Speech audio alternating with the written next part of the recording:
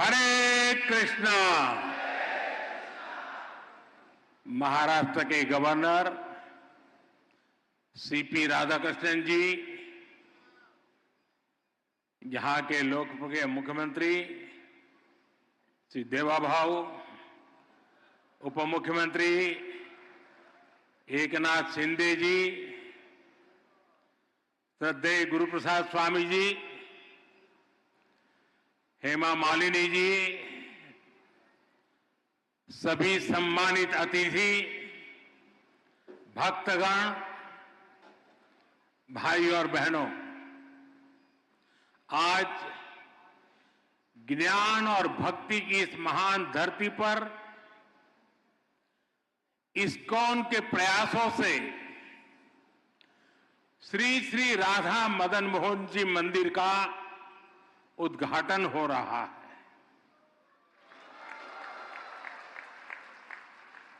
मेरा सौभाग्य है कि मुझे ऐसे अलौकिक अनुष्ठान में अपनी भूमिका निभाने का पुण्य प्राप्त हुआ है। ये इस्कॉन के संतों का अपार स्नेह और अपनापन है। श्रील प्रभुपाद स्वामी का आशीर्वाद है।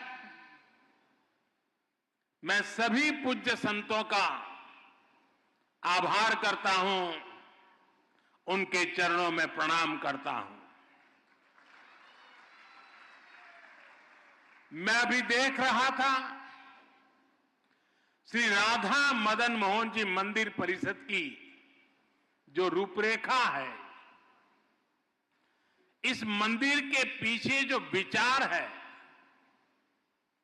इसका जो स्वरूप है, उसमें अध्यात्म और ज्ञान की संपूर्ण परंपरा के दर्शन होते हैं।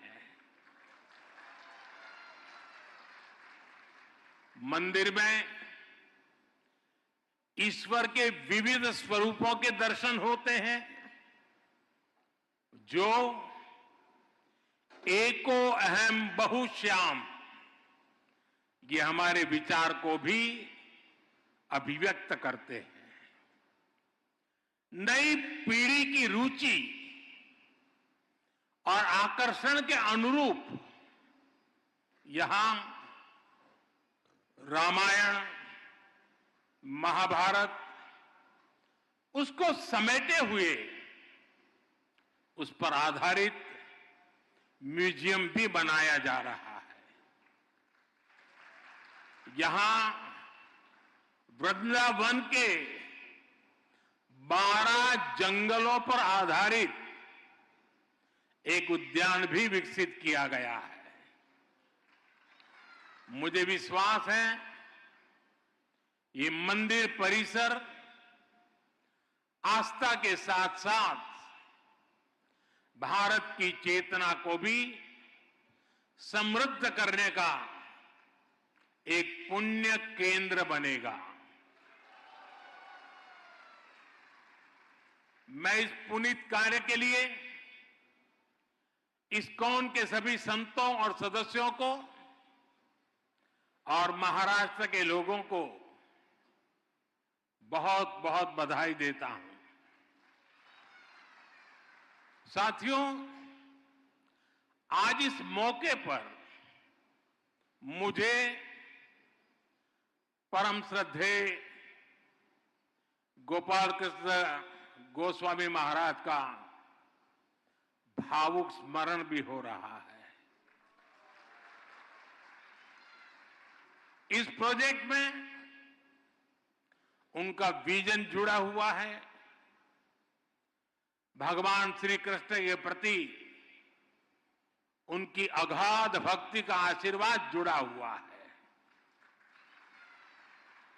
आज वो भौतिक शरीर से भले ही यहां न हो, लेकिन उनकी आध्यात्मिक उपस्थिति हम सब महसूस कर रहे हैं।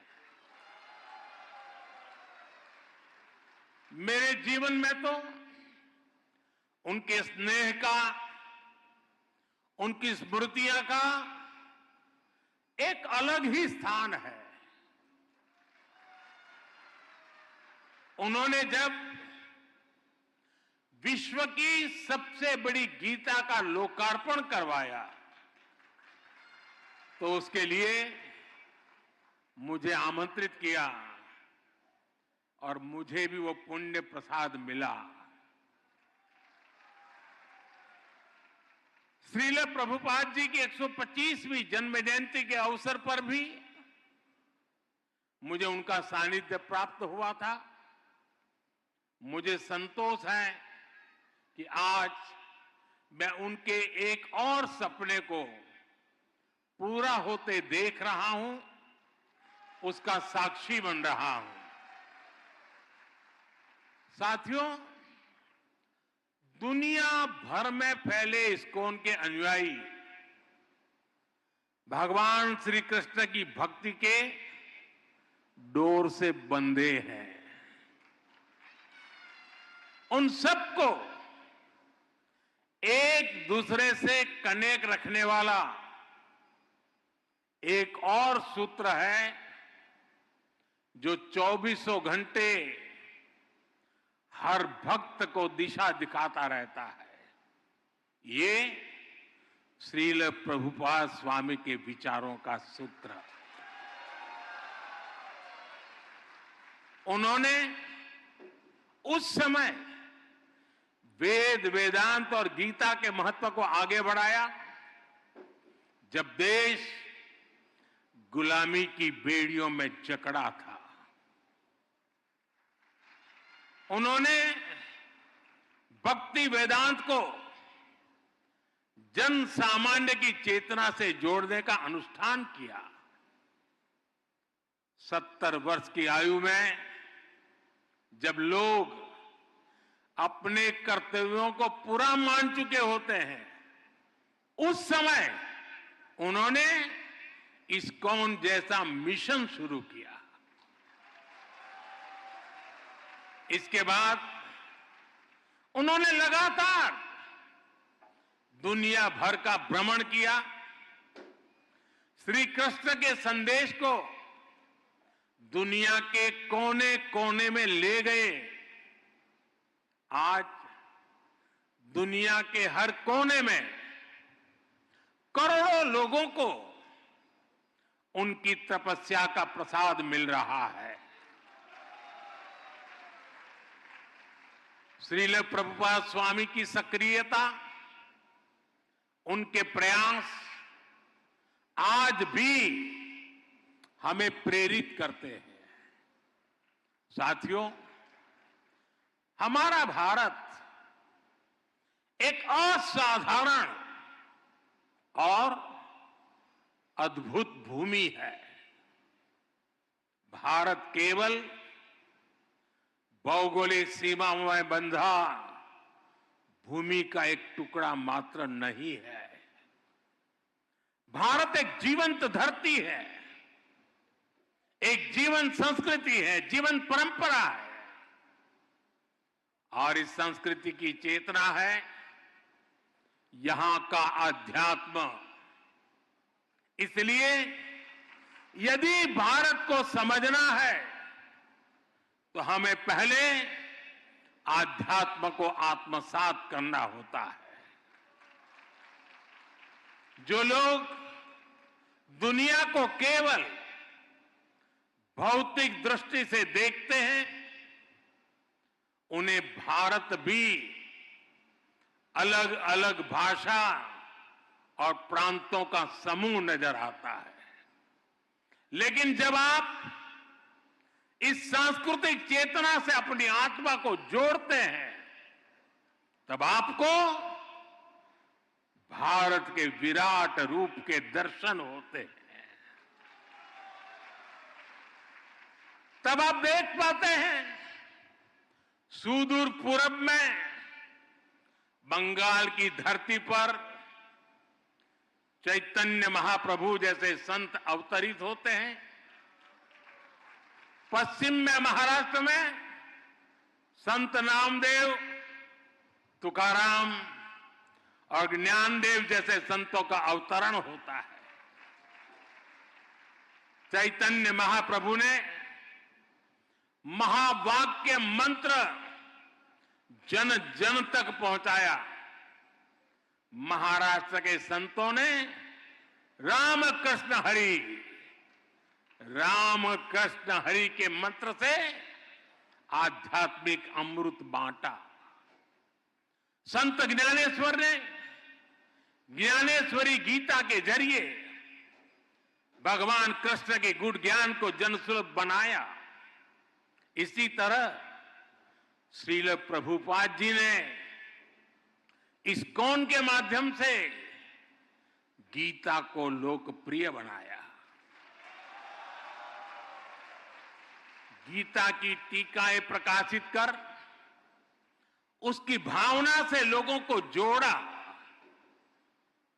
अलग अलग स्थानों पर जन्मे ये सभी संत अपने अपने तरीके से कृष्ण भक्ति की धारा को गति देते रहे हैं। इन संतों के जन्म काल में वर्षों का अंतर है, अलग अलग भाषा, अलग अलग पद्धति है, लेकिन बोध एक है, विचार एक है, चेतना एक है। सभी ने भक्ति के प्रकाश से समाज में नए प्राण फूके, उसे नई दिशा दी, अविरत ऊर्जा दी। साथियों, आप सभी परिचित हैं, हमारी आध्यात्मिक संस्कृति की नींव का प्रमुख आधार सेवा भाव है। आध्यात्मिकता में जनार्दन सेवा और जन सेवा एक हो जाते हैं। हमारी आध्यात्मिक संस्कृति साधकों को समाज से जोड़ती है, उनमें करुणा की भावना पैदा करती है। ये भक्ति भाव उन्हें सेवा भाव की ओर ले जाता है। दातव्यमिति यद्दानम दीयते अनुपकारिणे देशे काले च पात्रे च तद्दानम सात्विकम स्मृतम। श्री कृष्ण ने हमें इस शोक में सच्ची सेवा का मतलब बताया है। उन्होंने बृहद सुंदर तरीके से समझाया है कि सच्ची सेवा वही है जिसमें आपका कोई स्वार्थ ना हो। हमारे सभी धार्मिक ग्रंथों और शास्त्रों के मूल में भी सेवा भावना है। इस्कॉन जैसी इतनी विराट संस्था भी इसी सेवा भावना से काम करती है। शिक्षा, स्वास्थ्य और पर्यावरण से जुड़े कितने ही काम आपके प्रयास से होते हैं। कुंभ में इस्कॉन सेवा के कई बड़े कार्य कर रहा है। साथियों, मुझे संतोष है कि हमारी सरकार भी इसी सेवा भावना के साथ पूरे समर्पण से लगातार देशवासियों के हित में काम कर रही है।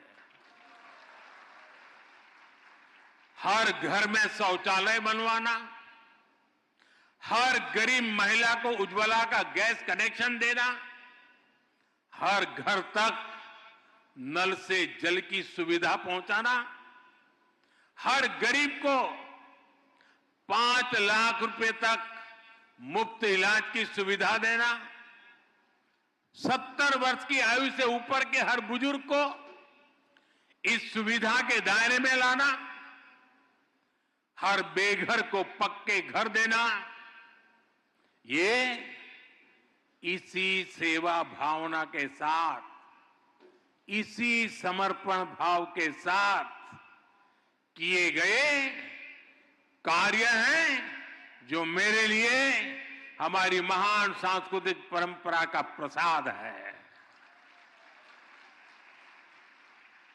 सेवा की यही भावना सच्चा सामाजिक न्याय लाती है, सच्चे सेक्युलरिज्म का प्रतीक है। साथियों, हमारी सरकार कृष्ण सर्किट के माध्यम से देश के अलग अलग तीर्थों, धार्मिक स्थानों को जोड़ रही है। इस सर्किट का विस्तार गुजरात, राजस्थान, हरियाणा, उत्तर प्रदेश और उड़ीसा तक है। स्वदेश दर्शन और प्रसाद योजना के द्वारा इन स्थानों को विकसित किया जा रहा है। इन मंदिरों में भगवान श्री कृष्ण के अलग अलग रूपों के दर्शन होते हैं।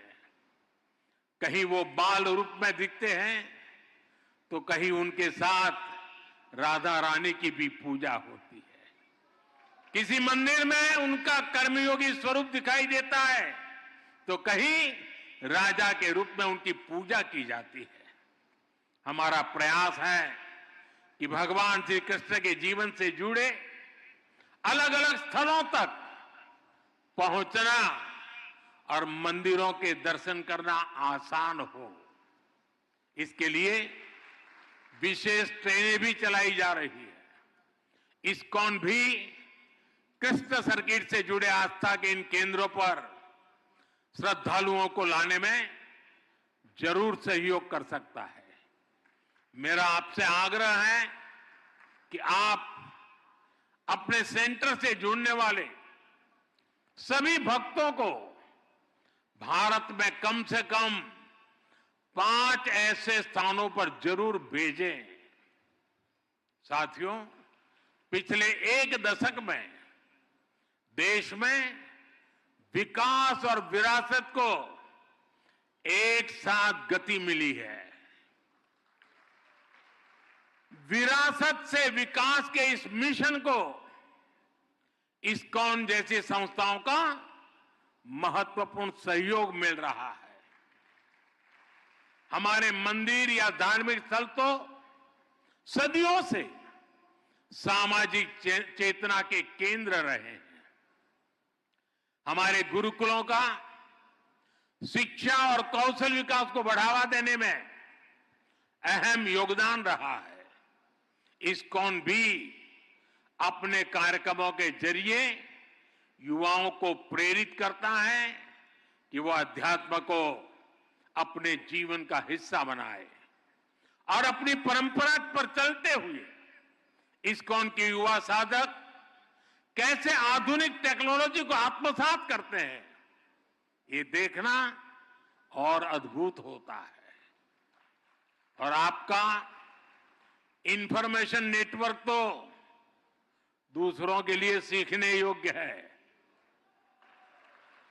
मुझे विश्वास है इस्कॉन के सानिध्य में युवा सेवा और समर्पण की भावना से राष्ट्रहित में काम करेंगे। इस परिसर में भक्ति वेदांत आयुर्वेदिक हीलिंग सेंटर की सुविधा भी लोगों को मिलेगी। और मेरा तो मत है, दुनिया के लिए मैंने हमेशा संदेश दिया है, हील इन इंडिया।